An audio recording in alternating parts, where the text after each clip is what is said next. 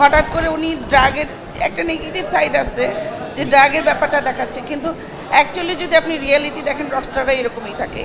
গানগুলি খুব সুন্দর, গানগুলি যখন হলে বসে শুনছি দারুণ লাগছে। এখন তো বাসায় গিয়ে সারাদিনই শুনবো।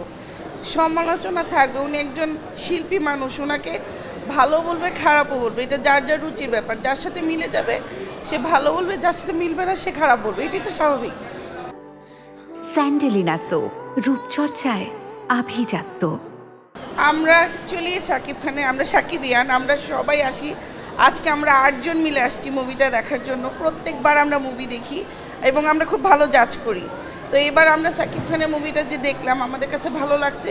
কিছু রিয়েল ইনসিডেন্ট নিয়ে করছে, তারপরে যে উনি যে গেট আপটা নিছে রকস্টার যেরকম থাকে উনি খুব সুন্দর অভিনয় করছে।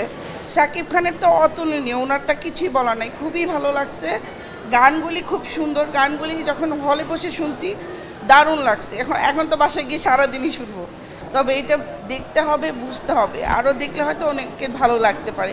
হঠাৎ করে উনি ড্রাগের একটা নেগেটিভ সাইড আছে যে ড্রাগের ব্যাপারটা দেখাচ্ছে, কিন্তু অ্যাকচুয়ালি যদি আপনি রিয়েলিটি দেখেন রকস্টাররা এরকমই থাকে। এখন বাস্তবটা দেখাতেই হবে, এটা তো বলে লাভ না। এখন খারাপ বলে, এখন তো পরিস্থিতিই খারাপ, তো এটা খারাপ বলার কিছু নেই।